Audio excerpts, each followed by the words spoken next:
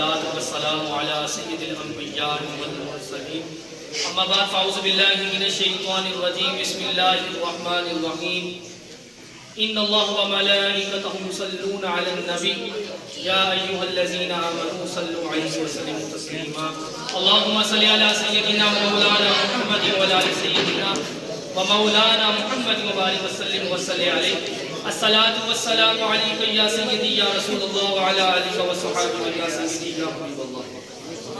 اب آپ ذی وقت آپ کے سامنے جس موضوع پہ لب کشائی کرنی ہے وہ بیت المقدس اور ریاست فلسطین ہے.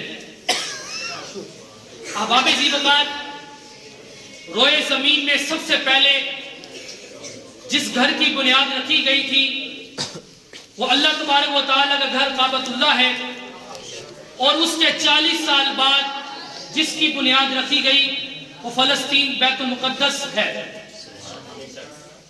احباب ذی وقت اس کی بنیاد حضرت آدم علیہ السلام نے یا ان کے فرزند نے اس کی بنیاد رکھی اور اس کی ابتدا حضرت داؤد علیہ السلام نے رکھی.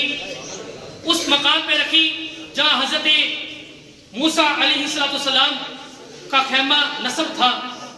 پھر ان کے بعد ان کے فرزند حضرت سلیمان علیہ السلام نے اسی تکمیل کو جاری رکھا یعنی مسجد اقصیٰ کو اس کی بنیاد جو سلسلہ جاری تھا وہ چلتا رہا. احباب ذی وقار سمجھنے کی بات یہ ہے کہ بیت المقدس وہ سرزمین ہے جہاں پر بے شمار انبیاء کرام علیہ السلام تشریف فرما ہے یعنی ان کا روزہ مبارک ہے اور وہاں پر آپ نے تمام بہت کثیر تعداد میں انبیاء کرام علیہ السلام نے تبلیغ فرمائی. اللہ تبارک و تعالیٰ کا نام بلند فرمایا. اور سمجھنے کی بات یہ ہے کہ وہ یہ سرزمین ہے جہاں پر آج یہودیوں نے قبضہ کر رکھا ہے. یہ وہ سرزمین ہے جہاں پر جمیع انبیاء کرام علیہ السلام میں سے کثیر تعداد میں آگے تبلیغ فرمائی.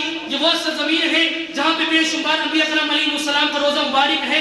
یہ وہ سرزمین ہے جہاں رسول اللہ صلی اللہ علیہ وسلم نے معراج کی رات جماعت کروائی. یہ وہ سرزمین ہے جہاں پر بے شمار انبیاء کرام علیہ السلام کا قدم مبارک لگا. اب دیکھیے رسول اللہ صلی اللہ علیہ وسلم کے دور میں اس سرزمین کی آپ صلی اللہ علیہ وسلم نے بشارت فرمائی اور اسے حضرت عمر بن خطاب رضی اللہ تعالی عنہ نے فتح فرمایا. آپ نے اس مقام کو خود اپنے ہاتھوں سے صاف کیا جہاں رسول اللہ صلی اللہ علیہ وسلم کا تخت یعنی معراج کی رات جس جگہ آپ جلوہ گر تھے اس جگہ پر یہودیوں نے پورا کرکٹ کی جگہ بنا لی. انہیں اسی جگہ پر حضرت عمر بن خطاب رضی اللہ تعالی عنہ نے خود آ کر ان کی صفائی کی. اس کے بعد کثیر سالوں تک یہ مسلمانوں کے ہاتھ میں رہی جگہ. پھر اس کے بعد 1000 عیسوی میں آ کر ان یہودیوں نے دوبارہ اس پر قبضہ کیا. قبضہ کرنے کے بعد 1200 عیسوی کے قریب حضرت صلاح الدین ایوبی رضی اللہ تعالیٰ عنہ آئے اور انہوں نے آ کر یہاں سے مسلمانوں کے لیے جگہ بنائی اور مسلمانوں کو قبضہ دلوایا.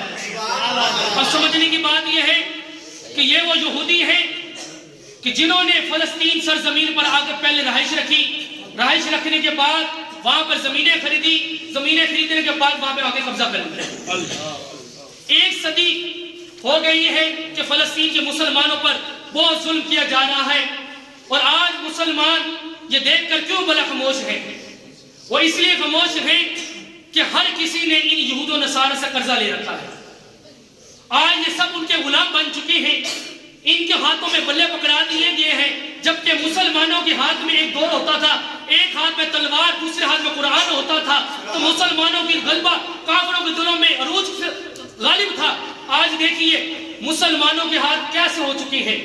الجہاد الجہاد الجہاد الجہاد الجہاد الجہاد. آج مسلمانوں کے ہاتھ میں تلوار ہونی چاہیے تھی. ان لوگوں نے بلہ پکڑا دیا. آج مسلمانوں کے پاؤں میں ان لوگوں کے سر ہونے چاہیے تھے. ان لوگوں نے مسلمانوں کے پاؤں میں فٹ بال دے دی. ان لوگوں کے گلے میں چینیں آ گئی. مسلمانوں کے گلے میں انہیں کانوں میں بالیاں آ گئی. ان کے سروں میں کیچر آگے اباب ذیوقار سمجھنے کی بات یہ ہے آج اس سازش میں مسلمان پورے پورے اترے ہوئے ہیں. آج مسلمان ان کے آگے سرخم کیوں ہوئے ہیں؟ صرف اس لیے سرخم کیوں ہوئے انہوں نے قرضہ دینا ہے. یہ ڈرتے ہیں. اباب ذیوقار جہاد کے لیے کسی اوزار، کسی روپیے، کسی شخص کی ضرورت نہیں پڑتی، بس ایمان کامل ہونا چاہیے اور اللہ کی راہ میں نکل جاؤ، اللہ تمہیں خود ہی فتح عطا فرمائے گا. واہ اللہ تبارک و تعالیٰ سے اللہ تعالیٰ فلسطین کے مسلمانوں پر رحم و کرم فرمائے، ان کی امدادی مدد فرمائے اور ظالموں کو نصف و نبود فرمائے. آمین وما علینا الا البلاغ.